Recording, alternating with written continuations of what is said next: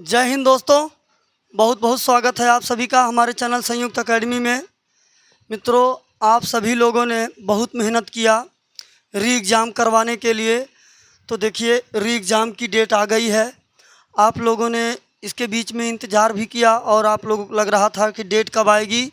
तो मित्रों, डेट आ गई है और अब यहाँ पर समझने की बात यह है, हम लोग अपनी आगे की तैयारी को किस तरीके से करेंगे। जो अभी हम लोगों ने फरवरी में पेपर दिया, उसके हिसाब से आइडिया लगा लेंगे कि कहाँ से कौन से प्रश्न पूछे गए हैं।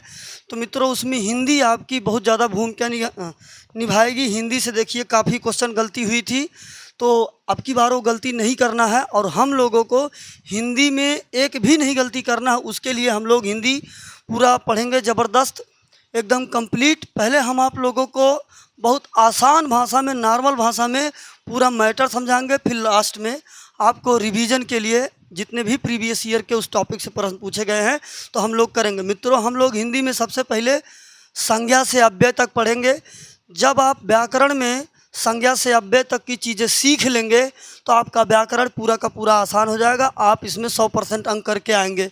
तो मित्रों, आज हम लोग हिंदी का शुरुआत करेंगे संज्ञा से अव्यय तक, और आज हम लोग अपनी स्टार्टिंग करेंगे मित्रों संज्ञा से। तो चलिए हम लोग देखते हैं अपने व्याकरण में। तो आपका हिंदी व्याकरण बहुत ही इंटरेस्टेड चीज़ है। भाषा एक अलग चीज़ है मित्रों, और व्याकरण उस भाषा का आधार होता है, उसके क्रम का, उसके पैटर्न का आधार होता है।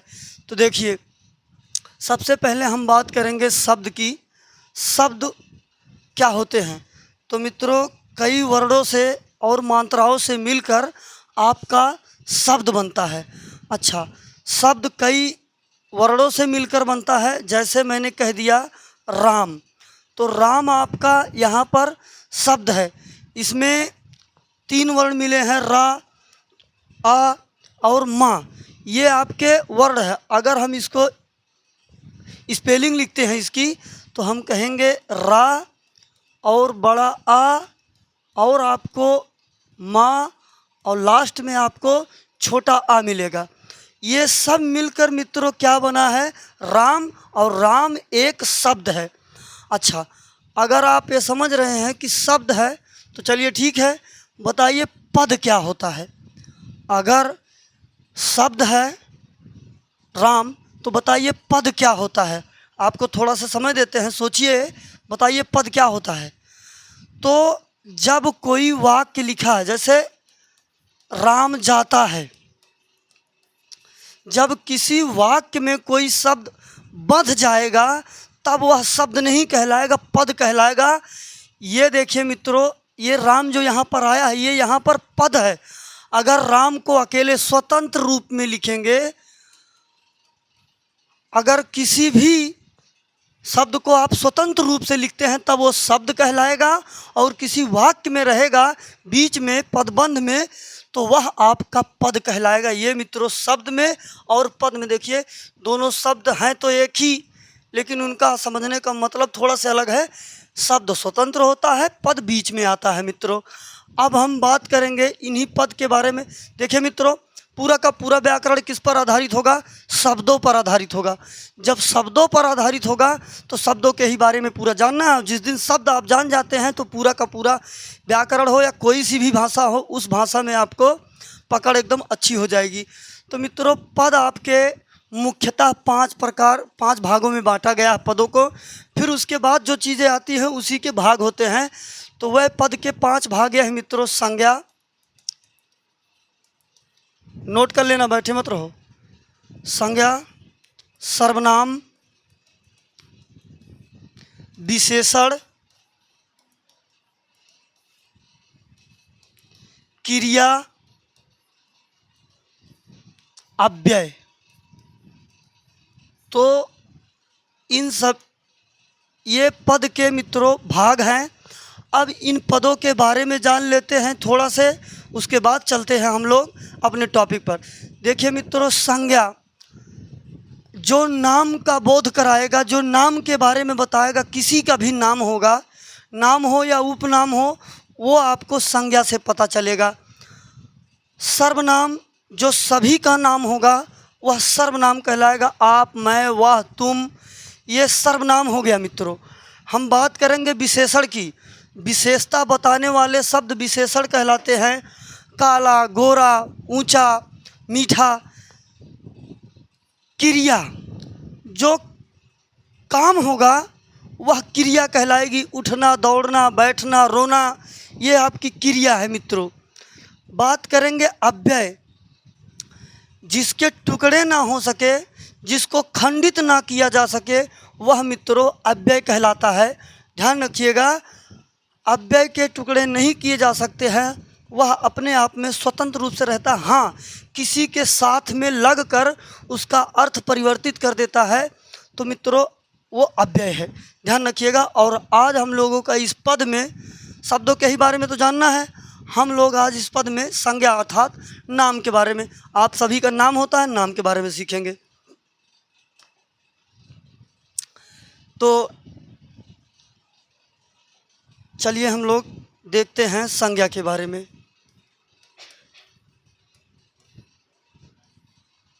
जो शब्द किसी के नाम का बोध कराएंगे, व्यक्ति, वस्तु, स्थान, भाव, किसी चीज़ का बोध कराएंगे, वो संज्ञा कहलाएंगे।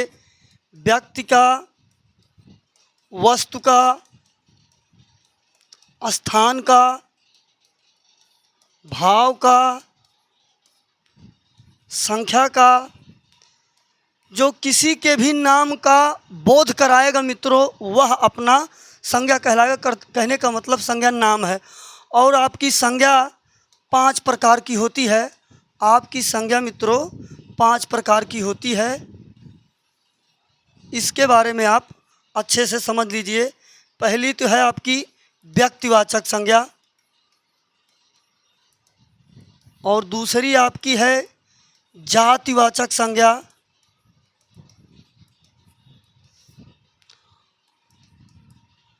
आपकी द्रव्यवाचक संज्ञा, समूहवाचक संज्ञा, और आपका समूहवाचक एक हो गया संख्यावाचक। तो ये आपकी 5 संज्ञाएं होती हैं। व्यक्तिवाचक, जातिवाचक, द्रव्यवाचक, समूहवाचक और संख्यावाचक। तो मित्रों व्यक्तिवाचक में जो किसी व्यक्ति विशेष या किसी का एग्जैक्टली नाम आ जाएगा तो वह आपका व्यक्तिवाचक संज्ञा में आ जाएगा। जैसे राम, सीता, हिमालय, गंगा, भारत,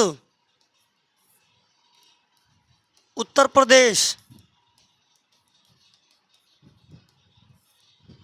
जो मित्रों किसी का एग्जैक्टली नाम बताएगा वह आपका व्यक्तिवाचक होगा। जैसे राम किसी का पर्सनली नाम है, सीता किसी का पर्सनली नाम है, हिमालय किसी का पर्सनली नाम है। लेकिन मित्रों मैं अगर कह दूँ पर्वत, तो पर्वत में हिमालय, माउंट एवरेस्ट, एकांकागुआ सभी आ जाएंगे मित्रों। तो हिमालय जब किसी का पर्सनल नाम है तो ये आपका व्यक्तिवाचक। अगर मैं यहीं पर पर्वत, पहाड़ ये सब कह दूंगा तो आपका जातिवाचक हो जाएगा। वो जाति बताने लगेगा पहाड़ों का।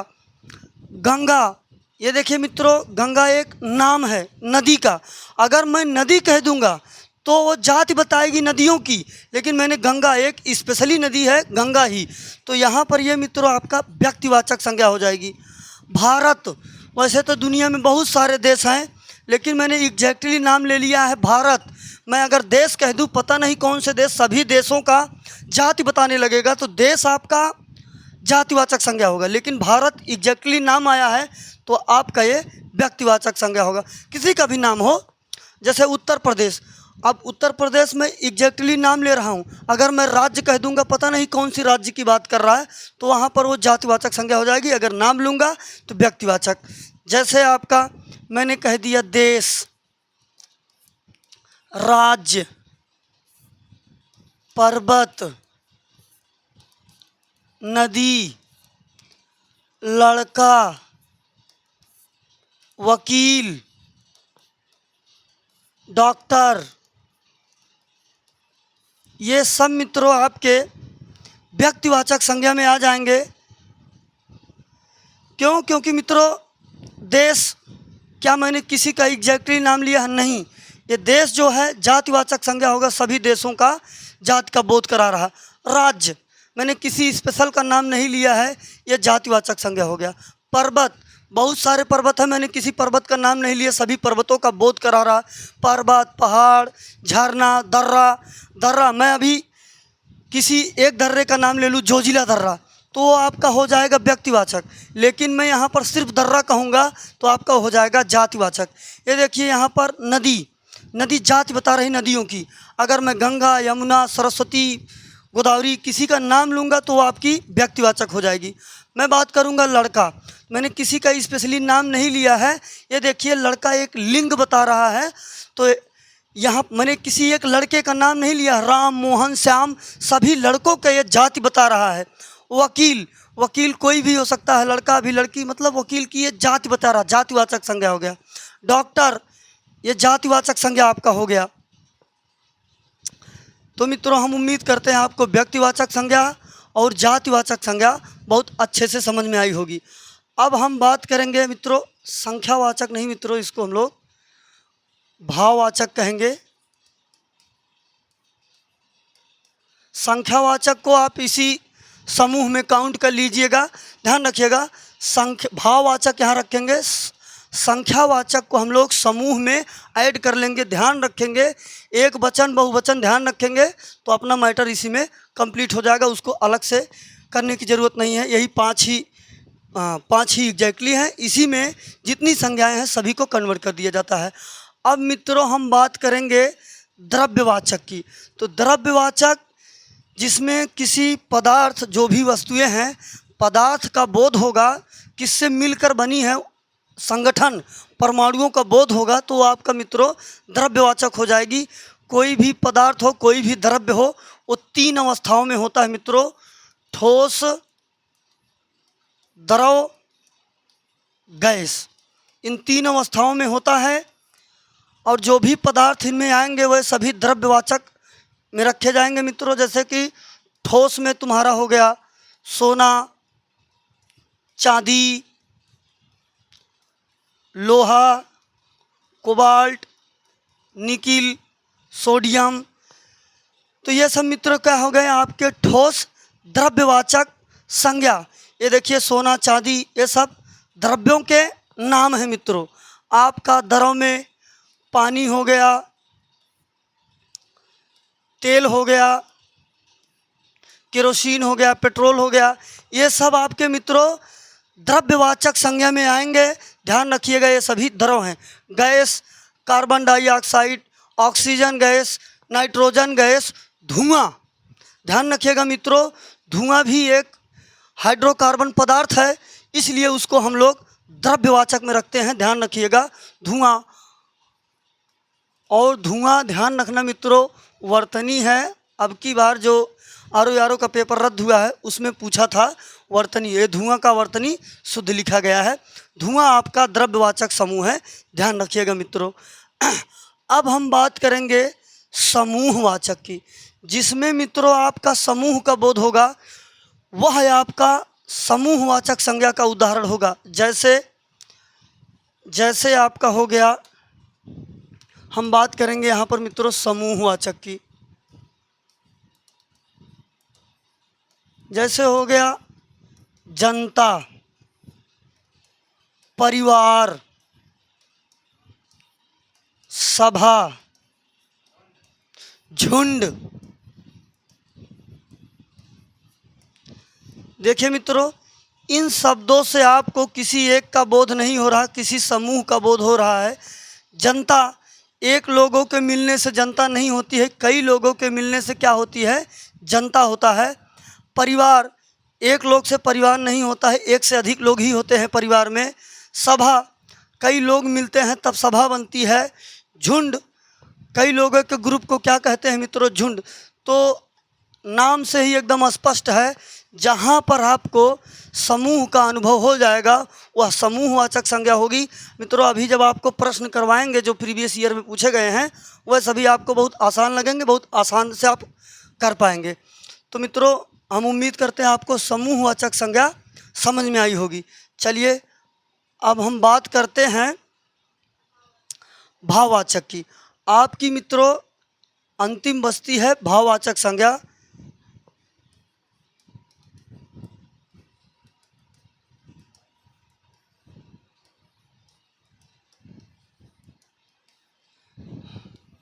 वह संज्ञाएं मित्रों भाववाचक संज्ञाएं होंगी जिनसे आपको एक भावनात्मक बात सामने उसको देखने को मिलेगी, वहाँ पर आपका भाववाचक संज्ञा होगी। कहने का मतलब भावना प्रकट होगा। तो मित्रों, ये भाववाचक संज्ञा को हम लोग बहुत अच्छे से समझेंगे, इसका मैटर थोड़ा सा लंबा है। तो देखिए, कुछ भाववाचक संज्ञाएं स्वतंत्र हैं, कुछ भाववाचक संज्ञाएं परतंत्र हैं। एक शब्द ये भी नोट कर लीजिए मित्रों, आपका विलोम तैयार हो जाएगा। स्वतंत्र का विलोम होता है परतंत्र।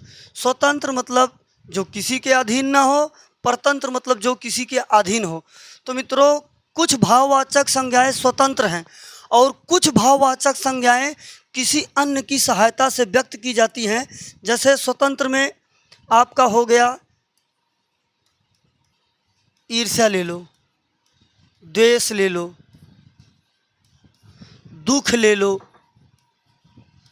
सुख ले लो,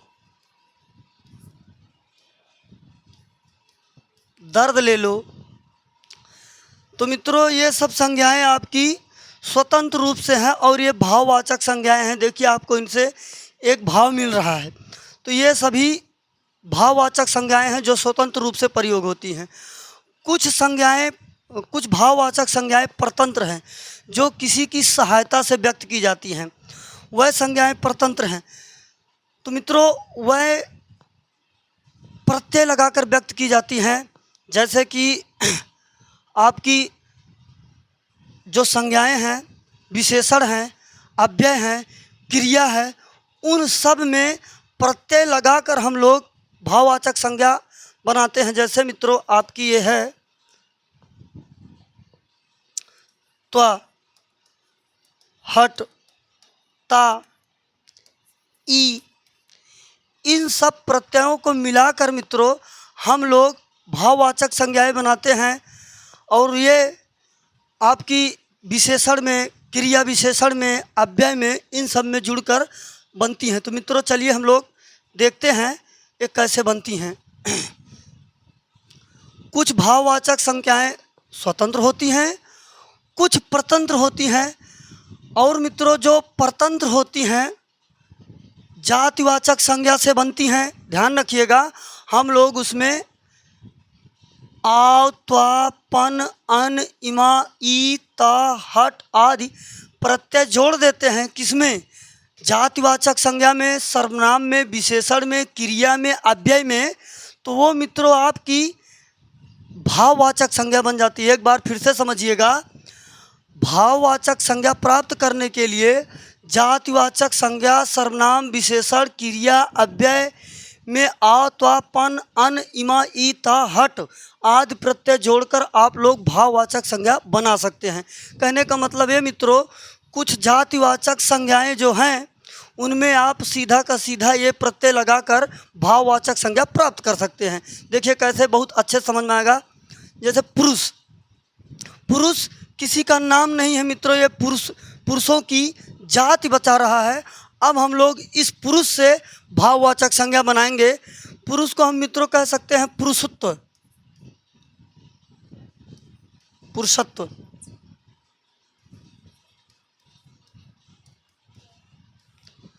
तो मित्रों, चाहे हम पुरुषत्व कहें, चाहे हम कहें पौरुष, ये देखिए आपका भाववाचक संज्ञा बन गया। पुरुष आपका जातिवाचक संज्ञा है। हम बात करेंगे मनुष्य की। मनुष्य आपका जातिवाचक संज्ञा है। अब हम इसमें कह दें मनुष्यता, मनुष्यता हम कह देंगे। तो ये आपकी भाववाचक संज्ञा बन जाएगी। देखिए इसमें ता प्रत्यय जोड़ दिया गया है। मनुष्यता, मनुष्यता एक भावना दे रही है, जबकि मनुष्य ये जाति बता रहा है, जातिवाचक संज्ञा हो गया मित्रों। जैसे गुरु, गुरु किसी स्पेशल गुरु का नाम नहीं लिया गया है, ये जाति बता रहा है। गुरुत्व या गुरुता, ये आपका मित्रों भाववाचक संज्ञा हो गया। हम बात करेंगे नारी, नारित्व, नारित्व आपका भाववाचक संज्ञा हो गया, नारी आपका जातिवाचक संज्ञा है। अब मित्रों सर्वनाम जो सभी का नाम है, उसमें भी ये प्रत्यय जोड़कर आप भाववाचक संज्ञा बना सकते हैं। जैसे अपना, अपना में आप तो जोड़ दीजिए, अपनत्व, बिल्कुल हो जाएगा, अपनत्व हो जाएगा, अपनापन भी हो जाएगा, तो ये भाववाचक संज्ञा बन जाएगी। कहने का मतलब सर्वनाम से आप भाववाचक संज्ञा आप आराम से बना सकते हैं। मान लो ऐसे भी पूछ लेगा परीक्षा में, ऐसे भी पूछेगा परीक्षा में कि क्या हम सर्वनाम से संज्ञा बना सकते हैं, बना सकते हैं तो कौन सी संज्ञा बना सकते हैं, है ना। तो आपका जवाब क्या होगा, भाववाचक संज्ञा, है ना।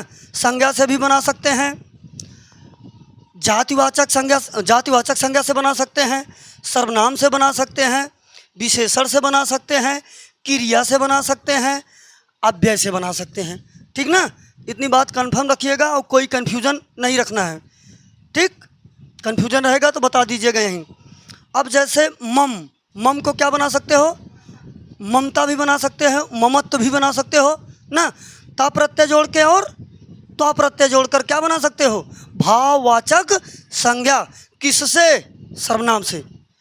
और निज से, बताइए निज से, निजता या निजत्व, निजता या निजत्व।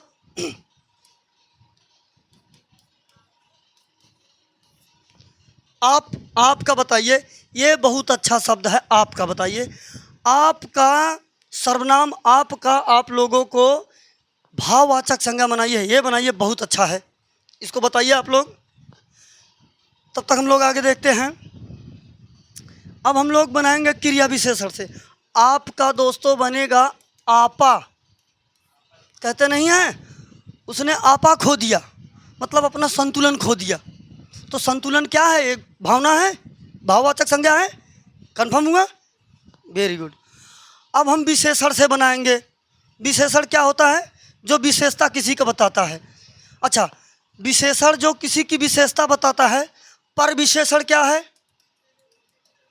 जो विशेषण की विशेषता बताए वो पर विशेषण। अच्छा, विशेष क्या है,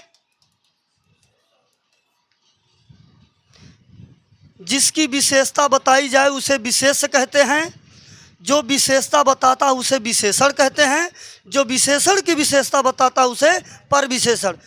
घोड़ा बहुत लंबा है, घोड़ा विशेष है। घोड़ा कैसा है, लंबा है, लंबा विशेषण है।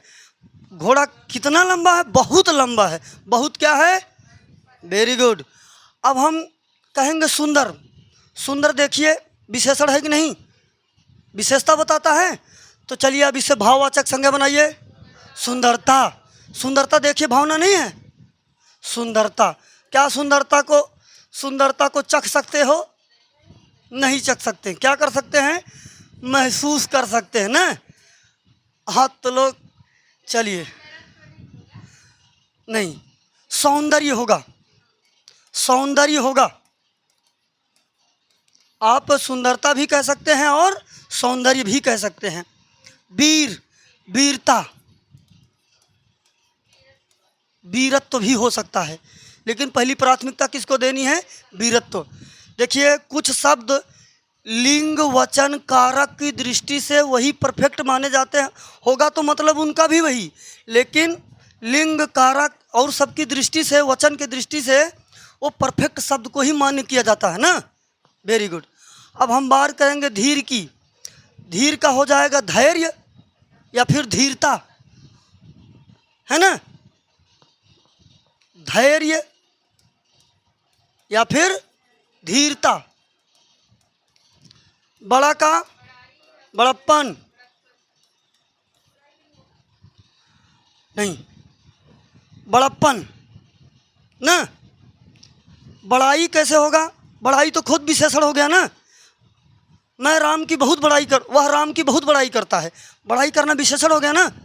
फिर सोच के गलती नहीं करना है, तभी अपना 1 नंबर कंफर्म होगा। 1 नंबर सही होने पर कितने स्टूडेंट से आगे जाओगे समझ सकते हो। भोलापन, वेरी गुड, भोलापन। अब भोलाई मत कह देना, है ना, भोलाई मत कह देना। अधिक, अधिकता या अधिक्य ये भी होगा, वर्तनी के भी दृष्टि से इसको ध्यान रखिएगा। क्या? अधिक्य ना, अधिकता भी होगा, अधिक्य भी होगा, वेरी गुड। चलिए अब हम लोग किससे बनाएंगे बच्चे? क्रिया से। क्रिया किसे कहते हैं?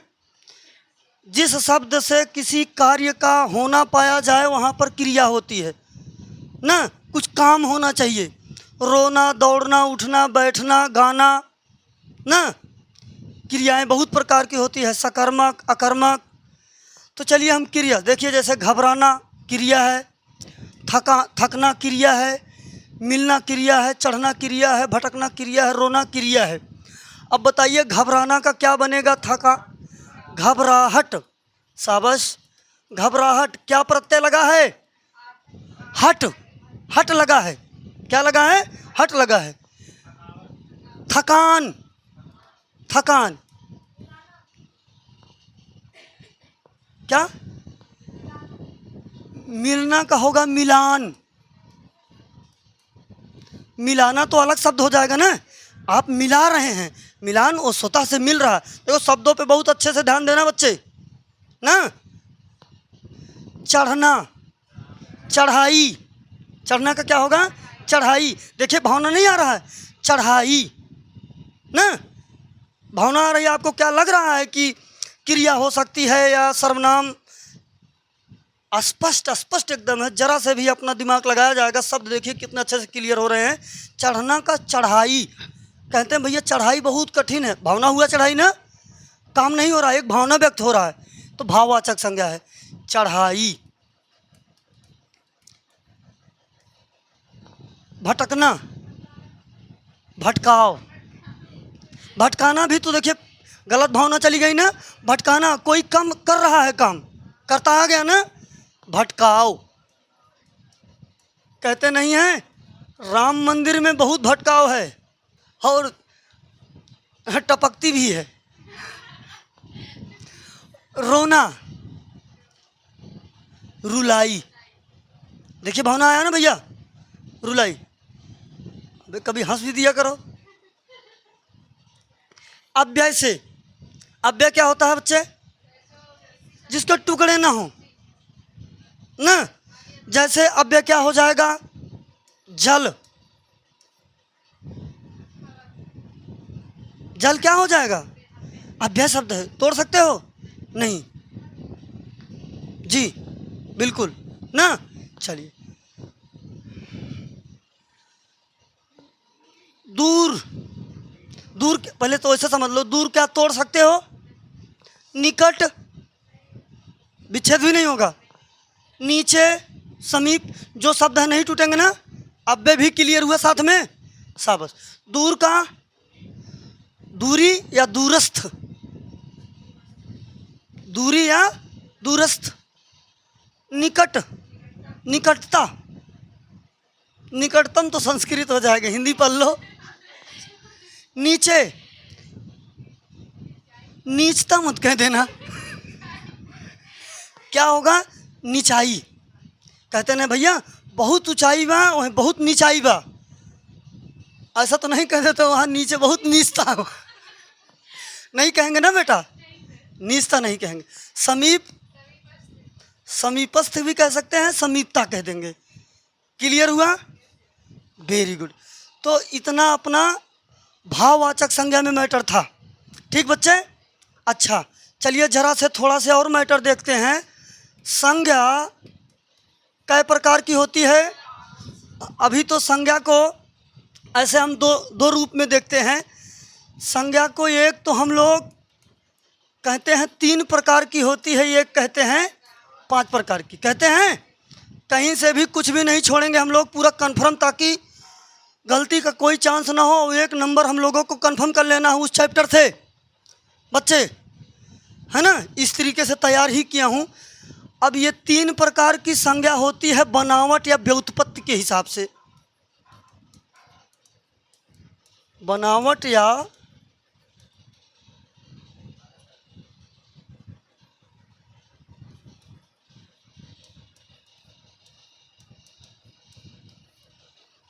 व्युत्पत्ति के हिसाब से होती है 3 प्रकार की। और क्या चीज़ ये बनावट के हिसाब से या व्युत्पत्ति के हिसाब से 3 प्रकार की होती है। अर्थ की दृष्टि से, अर्थ के हिसाब से 5 प्रकार की होती है। ध्यान रखिएगा, अर्थ के दृष्टि से 5 प्रकार की, बनावट या व्युत्पत्ति के दृष्टि से 3 प्रकार की। आपने 5 प्रकार अभी देख लिया, व्यक्तिवाचक, जातिवाचक, भाववाचक, समूहवाचक, द्रव्यवाचक।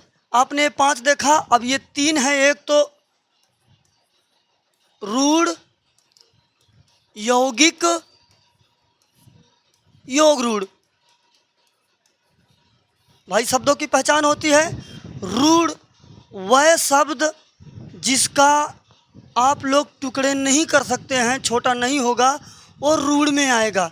जैसे रीमा, इसके टुकड़े नहीं होंगे, ये आपका रूढ़ संज्ञा में आ जाएगी।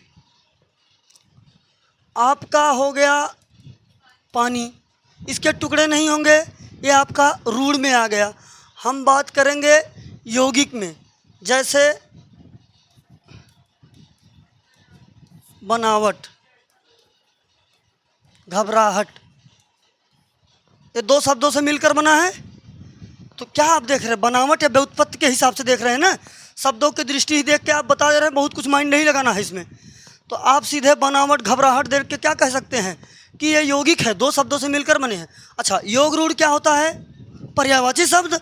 तो जलज, पंकज, शार्दूल, अनंग, फनंग, फड़ीस, करी, करीस, सारंग, ये सब क्या हो जाएगा, योग रूढ़ संज्ञा। कन्फर्म हुआ ये कन्फर्म हुआ। चलिए आगे बढ़ते हैं हम लोग। देखिए, व्यक्तिवाचक संज्ञा का प्रयोग, कभी कभी व्यक्तिवाचक संज्ञा का प्रयोग जातिवाचक संज्ञा के रूप में होता है। वहाँ पर आप लोगों को माइंड लगा के चलना है। शब्द होगा व्यक्तिवाचक का, प्रयोग होगा जातिवाचक में, आप ध्यान रखिएगा। जैसे मैं कह दूं कि जयचंदों से समाज को खतरा है, समाज को खतरा है। तो मित्रों, जयचंद, वैसे तो देखेंगे किसी का नाम है, आप कहिएगा व्यक्तिवाचक है, किसी व्यक्ति विशेष का नाम है, लेकिन नहीं, यहाँ पर जयचंदो एक कपटी मित्र या कपट की बात कर रहा है यहाँ पर। तो इसलिए ये जातिवाचक हो जाएगा। जाति बता रहा है कपटियों की कि वह जयचंद की तरह होते हैं, धोखा दे देंगे समय पर। तो इसलिए मित्रों आपका ये जातिवाचक संज्ञा हो जाएगा जयचंदो। यहाँ पर अगर मैं कह दूं आज हरिश्चंदों की ज़रूरत है,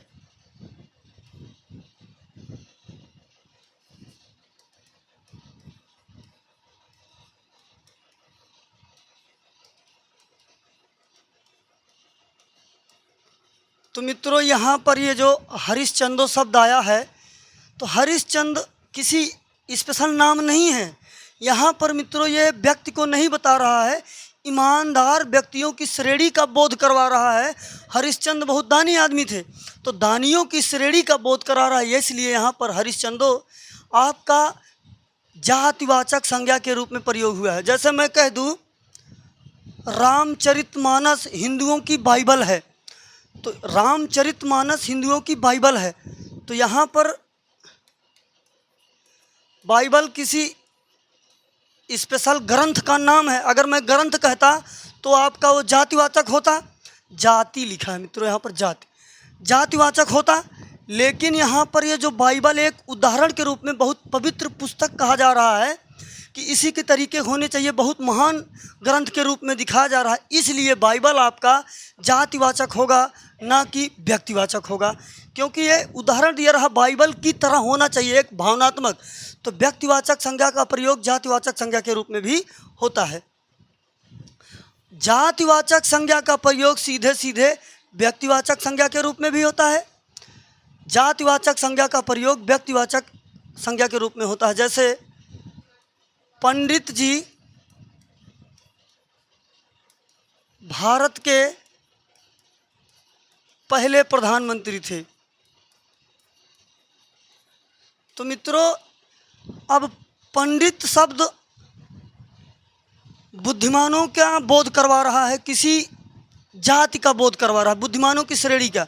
लेकिन मित्रों, यहाँ पर पंडित जी जाति नहीं बता रहा है, एक पंडित जवाहरलाल नेहरू स्पेशल उनकी बात कर रहा है। देखिए, भारत के पहले प्रधानमंत्री कौन थे? पंडित जवाहरलाल नेहरू। तो यहाँ पर पंडित किसी व्यक्ति विशेष के लिए आए, इसलिए यहाँ पर मित्रों ये आपका व्यक्तिवाचक संज्ञा हो जाएगा। शुक्ला जी ने हिंदी साहित्य का इतिहास लिखा, हिंदी साहित्य का इतिहास लिखा। तो मित्रों, यहाँ पर शुक्ला किसी जात विशेष या किसी स्पेशल का बोध, किसी जात विशेष का बोध नहीं करवा रहा। शुक्ला जी रामचंद्र शुक्ल जी की बात कर रहा है, स्पेशल किसी व्यक्ति की बात कर रहा है। तो इसलिए यहाँ पर मित्रों आपका शुक्ला जी व्यक्तिवाचक संज्ञा होगा, ना कि जातिवाचक संज्ञा होगा। अगर मैं ये कह दूँ, जहाँ पर भी मित्रों आपको ध्यान में रखना है सिर्फ इतना कि किसी व्यक्ति विशेष की बात कर देगा, वहाँ पर आपका व्यक्तिवाचक संज्ञा हो जाएगा।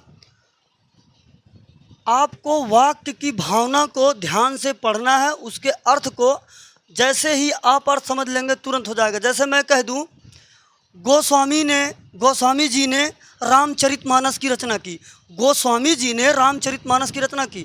तो यहाँ पर गोस्वामी किसी जाति का बोध नहीं करवा रहा है, वो किसी व्यक्ति विशेष गोस्वामी तुलसीदास जी का बोध करवा रहा है, इसलिए वो आपका व्यक्तिवाचक संज्ञा हो जाएगा। ध्यान रखिएगा मित्रों, वाक्य की भावना को आपको पढ़ना है। चलिए अब देखिए मित्रों, ये बहुत ही इम्पोर्टेंट बात है, ये लास्ट पॉइंट है। बकिया संज्ञा में आपको गलती नहीं होगी अगर ये लास्ट वाली पॉइंट आप समझ जाते हैं, उसके बाद आपको रिवीजन करवा देते हैं। द्रव्यवाचक संज्ञा, समूहवाचक संज्ञा, भाववाचक संज्ञा। मतलब व्यक्तिवाचक को जातिवाचक को छोड़कर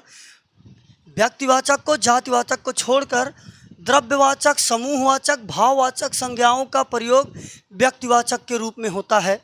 ध्यान रखिएगा मित्रों, व्यक्तिवाचक के रूप में होता है। क्योंकि द्रव्यवाचक, समूहवाचक और भाववाचक संज्ञाएं एक वचन में प्रयोग होती हैं, अगर बहुवचन में होगा तो ये तुरंत का तुरंत व्यक्तिवाचक संज्ञा हो जाएगी। देखिए कैसे, उसकी चोरी पकड़ी गई। ये देखिए मित्रों, यहाँ पर आपकी चोरी कैसा है? चोरी आपका भाववाचक संज्ञा। चोरी क्या है? भाववाचक संज्ञा है। लेकिन देखिए, उस इलाके में कई चोरियां हुई ना, तो यहाँ पर चोरियां संज्ञा का काम कर रहा है। क्या हुआ? चोरियां हुई। यहाँ पर चोरी में और चोरी, पहली बात तो ये एक वचन है। अगर एक वचन होगा, ध्यान से मेरी बात समझना, अगर एक वचन होगा तो वो द्रव्यवाचक, समूहवाचक और भाववाचक होगा। बहुवचन में हो नहीं सकती हैं, गलती नहीं करना। आपसे यहाँ से भी प्रश्न कर लेगा। कैसे प्रश्न करेगा? द्रव्यवाचक, समूहवाचक, भाववाचक किस अवस्था में रह सकती हैं? तो वो किस अवस्था में रहेंगी? एक वचन में। बहुवचन हुई अगर, ये क्या हो जाएंगी? व्यक्तिवाचक। क्या हो जाएंगी? व्यक्तिवाचक। भाववाचक, समूहवाचक, द्रव्यवाचक संज्ञाएं एक वचन में होती हैं। अगर ये बहुवचन हुई तो कौन सी संज्ञा हो जाएंगी? व्यक्तिवाचक संज्ञा हो जाएंगी। कोई कन्फ्यूजन? कन्फर्म करना, देखना। उसकी चोरी पकड़ी गई, यहाँ पर चोरी क्या है? भाववाचक संज्ञा है। उस इलाके में कई चोरियां पकड़ी गई, यहाँ पर प्राथमिकता किसकी है? चोरियां की। चोरियां किसका काम कर रहा है? व्यक्तिवाचक। चोरियों का प्रकार तो होता है ना भाई, बैंक की डकैती, चप्पल की डकैती ना, हरी धनिया की डकैती, चटनी खाने के लिए लाते हो ना। तो बच्चे उस इलाके में कई चोरियां पकड़ी गई। चोरियां यहाँ पर क्या हो गया, व्यक्तिवाचक संज्ञा, कन्फ्यूजन रहेंगे बता देना। सेना युद्ध के लिए तैयार है। सेना यहाँ पर बेटा कैसा संज्ञा है, समूहवाचक। सेना क्या है, समूहवाचक। अब देखा सेनाओं में मुठभेड़ हुई, मतलब सेनाओं का बोध करवा रहा ना। कई प्रकार की सेनाएं हैं। अब यहाँ पर देखिए सेनाओं की प्राथमिकता दिया गया, सेनाओं का बोध करा रहा। इसका मतलब कई सेनाएं होंगी, उनकी जाति बता रहा है। क्या बता रहा है, जाति बता रहा है ना। लेकिन यहाँ पर व्यक्ति, हम उसको क्या समझेंगे, कोई व्यक्ति है। अरे युद्ध करेगा कोई व्यक्ति है ना, ध्यान रखना। वहाँ तेल बिकता है। क्या बिकता है, तेल बिकता है। कई प्रकार, हाँ ये द्रव्यवाचक है तेल। कैसा है, द्रव्यवाचक। वहाँ कई प्रकार का तेल बिकता है, कई प्रकार के तेल, सरसों का तेल, मिट्टी का तेल, पेट्रोल, है ना। तो ये कौन सा हो गया, व्यक्तिवाचक संज्ञा हो गया। अब आगे हम लोग जितने प्रीवियस ईयर में प्रश्न पूछे गए हैं उन सभी, चलिए अभी एक पॉइंट और है, इसको समझ लीजिए, फिर उसके बाद है। हाँ एक पॉइंट और छूटा है, इसको देख लीजिए। विशेषण का प्रयोग संज्ञा के रूप में। कभी कभी विशेषण भी सीधे का सीधे संज्ञा का भाव देते हैं। देखिए ध्यान से पढ़िएगा। जब विशेषण के साथ उसका विशेष नहीं लगा होगा, मैंने अभी बताया विशेषण विशेष, विशेषता बताने वाला शब्द विशेषण, और जिसकी विशेषता बताई जाएगी विशेष। अगर विशेष नहीं लगा होगा तो उसका प्रयोग संज्ञा के रूप में हो जाएगा। ध्यान से बात समझना। अगर विशेष रहेगा तो वो विशेषण ही रहेगा, अगर विशेष नहीं रहेगा तो वो क्या हो जाएगा, संज्ञा। ओके। वह बहुत गरीब है। गरीब कैसा संज्ञा है, पहली बात तो गरीब यहाँ पर विशेषण है। गरीब क्या है, वह आया है ना, वह क्या है, करता है, सर्वनाम है। वह क्या है, सर्वनाम है। वह बहुत गरीब है, विशेषता बता रहा है। तो बहुत गरीब यहाँ पर क्या है, विशेषण। बहुत क्या है, पर विशेषण। वह क्या है, विशेष या सर्वनाम। गरीबों की मदद करनी चाहिए। गरीबों कर्ता बन गया कि नहीं, मदद किसकी करनी है, गरीबों की। संज्ञा का भाव दे रहा कि नहीं दे रहा है, दे रहा भैया ना। अरे गरीब के समूहों की बात कर रहा है ना। वह जाने माने विद्वान है। विद्वान क्या है, विशेषण। जाने माने पर विशेषण। देखो वह आए हैं ना, सर्वनाम है। वह क्या है, सर्वनाम अर्थात विशेष है, विशेष से आया है। विद्वानों का आदर करो, कर्ता बन गया कि नहीं बन गया। आदर किसकी करना है, विद्वानों की। विद्वानों का समूह बताने लगा, संज्ञा है। तो कभी कभी विशेषण भी किसका काम करता है बेटा, संज्ञा का। किसका, संज्ञा का। अब आगे जितने प्रीवियस ईयर में क्वेश्चन पूछे गए हैं उनका रिवीजन करेंगे। एक बार अपने मन में इसको रिवाइज कर लीजिए। 1 मिनट के लिए वीडियो रोकते हैं। चलिए कन्फर्म है मैटर। चलिए एक बार ज़रा थोड़ा सा 2 मिनट रिवीजन कर लेते हैं। तो शब्द स्वतंत्र होता है, पद वाक्य के बीच में आता है। पद 5 प्रकार के, संज्ञा, सर्वनाम, विशेषण, क्रिया, अव्यय। और हम लोग यहाँ पर पढ़ने वाले हैं संज्ञा। संज्ञाओं को हम लोग 2 तरीके से समझेंगे। एक बनावट और उत्पत्ति के हिसाब से 3 होती हैं और अर्थ के दृष्टि से 5 होती हैं। बनावट की दृष्टि से 3, रूढ़, योग रूढ़, यौगिक। रूढ़ में जिसके टुकड़े नहीं होंगे वो यौगिक, जो मिलकर बना होगा। योग रूढ़ में पर्यायवाची शब्द होंगे। आपने देखा व्यक्तिवाचक में जो किसी व्यक्ति स्पेशल का नाम होगा। जातिवाचक में आपने देखा जो किसी के जाति का बोध कराए। द्रव्य में आपने देखा ठोस द्रव गैस जो पदार्थ होते हैं वो आते हैं। समूहवाचक में आपने देखा जो समूह की बात करता है। भाववाचक में आपने देखा कुछ स्वतंत्र हैं कुछ परतंत्र हैं। जो स्वतंत्र है प्रेम, ईर्ष्या, द्वेष, सुख, दुख, ममता ना, ये क्या हुई? स्वतंत्र भाववाचक संज्ञा है। परतंत्र क्या है? जातिवाचक संज्ञा में, सर्वनाम में, विशेषण में, क्रिया में, अव्यय में, तो मतलब कई प्रकार के प्रत्यय जोड़कर आप क्या बना लेते हैं? भाववाचक संज्ञा बना लेते हैं। और आपने देखा कहीं कहीं पर जातिवाचक संज्ञा का प्रयोग भाववाचक में और भाववाचक संज्ञा का प्रयोग जातिवाचक में। मैंने उदाहरण दिया था ना। और आपने ये देखा था हम लोग विशेषण से भी बना लेते हैं, क्रिया से भी बना लेते हैं, ठीक ना। और आपने ये देखा था भाववाचक संज्ञा, समूहवाचक संज्ञा, द्रव्यवाचक संज्ञा एक वचन में होती हैं।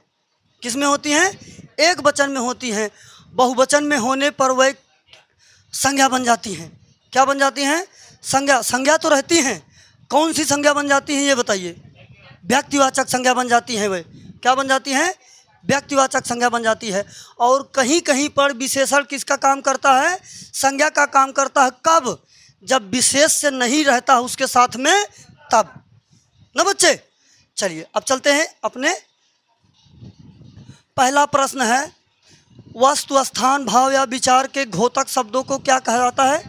संज्ञा। सर्वनाम जो सबका नाम बताए, विशेषण जो विशेषता बताए, जिसकी विशेषता बताई जाए उसे विशेष कहते हैं। व्युत्पत्ति के आधार पर संज्ञा कितने प्रकार की होती हैं? 3 प्रकार की, रूढ़, यौगिक, योग रूढ़। स्त्रीत्व शब्द में कौन सी संज्ञा है? भाववाचक। सिंपल सा है। देखिए स्त्री क्या है? जातिवाचक है। आपने क्या जोड़ा? त्वा, क्या बन गया? भाववाचक। बुढ़ापा भाववाचक संज्ञा है। देखिए कितने आसानी से हो जाएगा सब। निम्नलिखित में से कौन सा शब्द संज्ञा है? क्रोध है ना, भाववाचक संज्ञा है। सी सही हो जाएगा इसमें। लड़कपन। निम्नलिखित में से कौन सी भाववाचक संज्ञा है? शत्रुता है ना, ध्यान रखिएगा।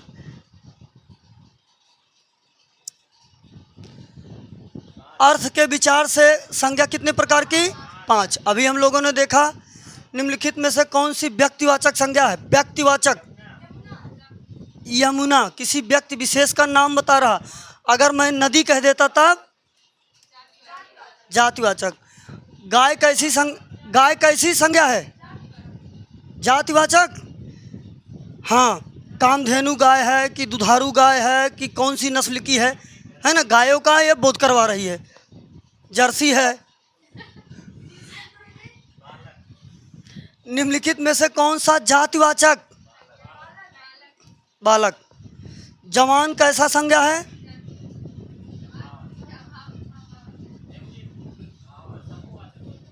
भाव। जवान समूहवाचक है। ये है।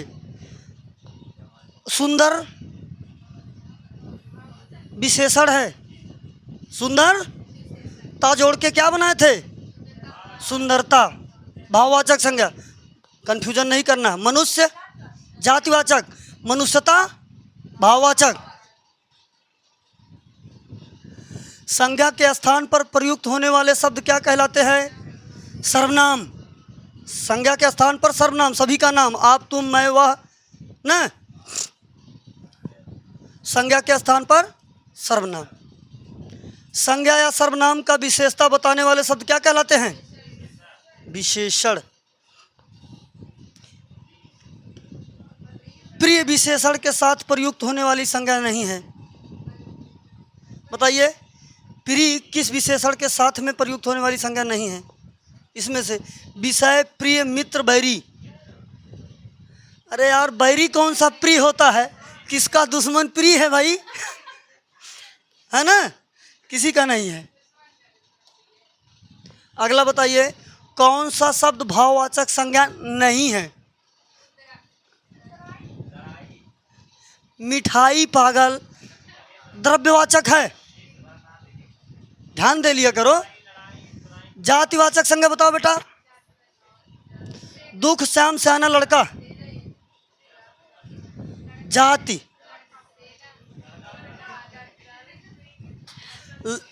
सेना, श्याम, दुख, भाववाचक। व्याकरण की दृष्टि से प्रेम शब्द क्या है? भाववाचक संज्ञा है। तो आपके लिए इतने प्रश्न था। हम उम्मीद करते हैं आपको संज्ञा समझ में आई होगी और संज्ञा का मैटर समाप्त। तो हम लोग संज्ञा से अव्यय तक चलेंगे और उसके बाद मैं आप लोगों को इसका मैराथन कर दूंगा। तो हम लोग मिलते हैं नेक्स्ट वीडियो में। तब तक के लिए धन्यवाद। जय हिंद।